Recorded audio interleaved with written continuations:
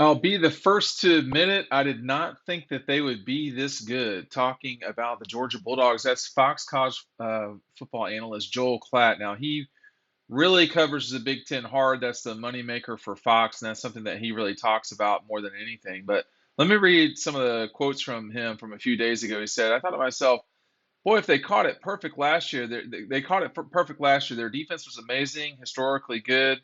And they caught Alabama, what you would consider maybe for Alabama at least a transitional year, and they were able to squeak out a win over squeak out. They won by 15 points. I mean, like I don't think that was a squeak, but whatever.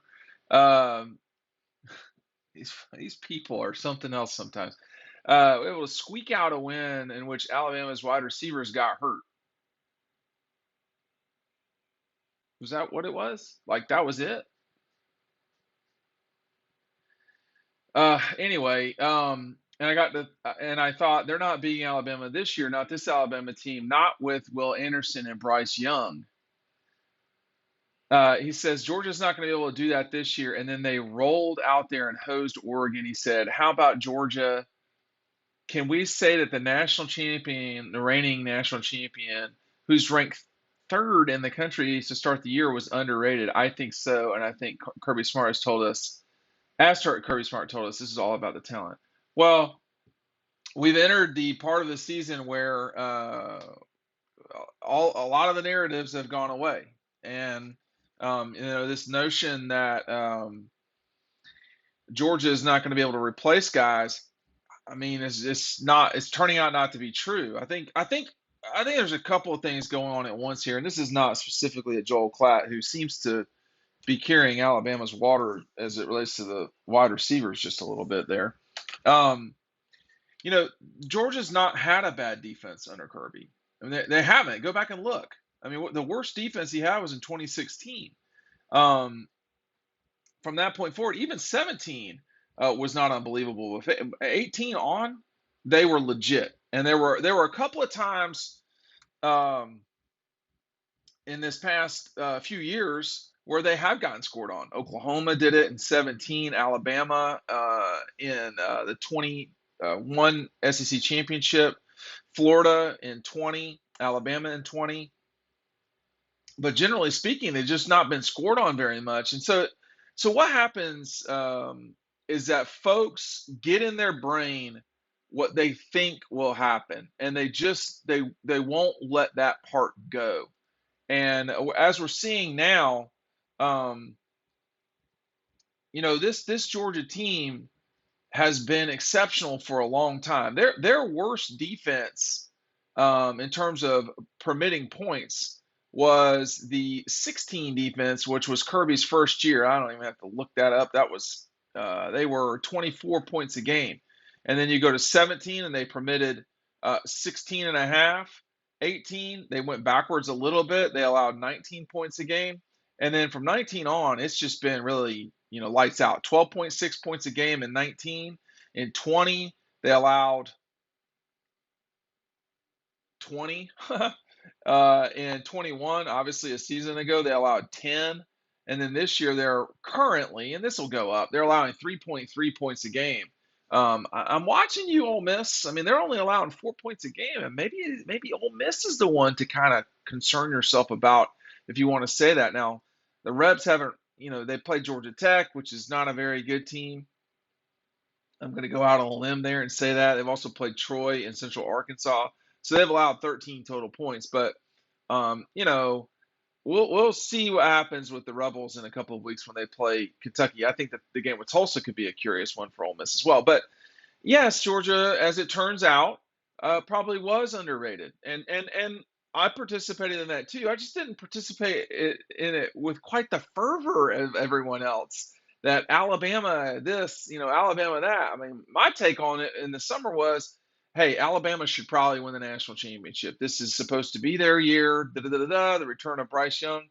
Well, they're not as crisp as they have been in the past. Now, that doesn't mean they can't fix it. That doesn't mean they can't fix it. But there's a lot of people that are kind of not convinced that Alabama will be able to fix this inside the season. And look, this is going to be Bryce Young's final season at Alabama. He's not going to keep keep this up forever. So I don't know what the future holds there, but I know this: Alabama, Ohio State, and Georgia have recruited at a level where they have separated themselves from everybody else. You can see that when they play.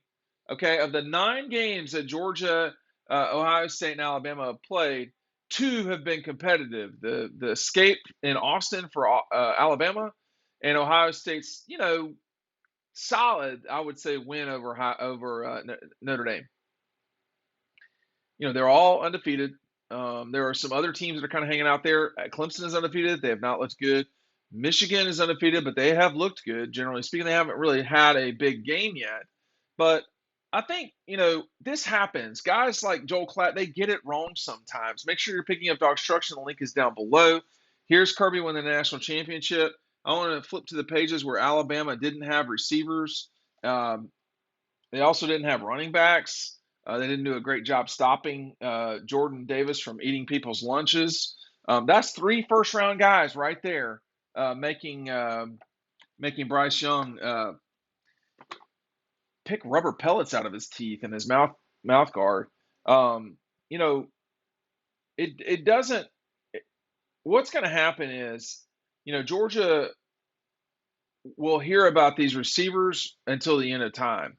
The only real way to stop that, if somebody's going to just be a hater, that's what it is, that's fine. Yeah, that could have made a difference. But,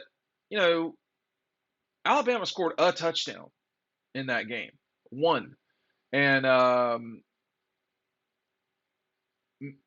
my take on it is maybe you shouldn't be so predicated on any one player.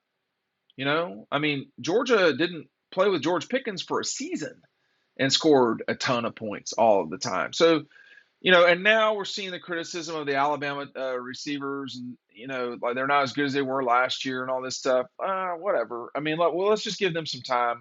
They're not. Jermaine Burton is a good player. Maybe Alabama's offensive line is not as hot as people think, or I don't know. But I think that the thing in the summer, you can't watch the games, right? There are no games to watch. We're projecting. We're projecting a lot, frankly. And with the Oregon game a season ago, yeah, I projected too. But as it turns out, Oregon had a lot of the same habits from 21 they still had in 22. Okay. And Georgia, the problem with playing Georgia and the problem with playing Alabama, the problem with playing Ohio State is if you have bad habits, you will have your bad habits up on the scoreboard in the way of getting scored on. Okay, or you not scoring, one of the two. And so far we've seen the bad habits of South Carolina have cost them a lopsided loss at home, an embarrassing loss for Shane Beamer and company. We've seen Oregon come in with bad habits and not be able to score a touchdown, and then they scored 13 straight drives with their first team offense. When you don't do it the right way, these guys will make you pay. These guys will make you pay. And I do not think that the defense is as good as it was last year. I don't. But at the same time, you can see the scoreboard speaks for itself. They play the same. They played a similar schedule. Oregon's offense is better than Clemson's. Oregon's offense this year is better than Clemson's offense from last year. So keeping Oregon to 3 points, maybe that's a more impressive feat. South Carolina this year, I do not think they're as good as they were last year, but Georgia beat them worse this year. Okay. And then, UAB is a better team than Samford. But in all of these cases, it doesn't matter. In the tennis world, there's you play guys who are backboards and they just hit it back to you. They basically wait for you to make mistakes. And it feels like Georgia's somewhat that way. Like Kirby says in the first drive, hey, all right, go score your touchdown or try to score your touchdown, and we'll see what you do. And once you do that, we're going to adjust. And then when you don't score a touchdown on the first drive, it's like, this is going to be tricky the whole time because basically Georgia's a backboard, and they're going to make you make amazing shots to win. And it's hard to play that way. I'm just going to tell you, man, it's tough to play that way. It means you've got to make a lot of amazing shots or plays in football, and you've got to do it consistently because it's just they're constantly in the way. And for Joel Klatt, who definitely is a Big Ten honk, I don't think there's much question about that, or it sure seems that way. It's okay to get the preseason stuff wrong, but I think over time we've seen talking heads get so far ahead of themselves about who should do what and so forth. Alabama can certainly still win the national championship. Ohio State, I am certain can. I mean, Ohio State might be the second best team in the country right now. I don't think Michigan's better than Alabama, but they played well. They played well. But now they got some quarterback issues again with injuries. I mean, they had quarterback issues the whole time at Michigan. But my point is, it's going to be tricky for them if they're not going to be able to do what they want to do at quarterback. Alabama has a problem to me on their offensive line. The diagnosis that their receivers are the problem.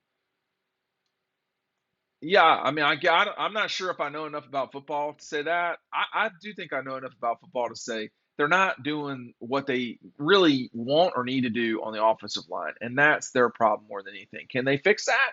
That's what the season's for.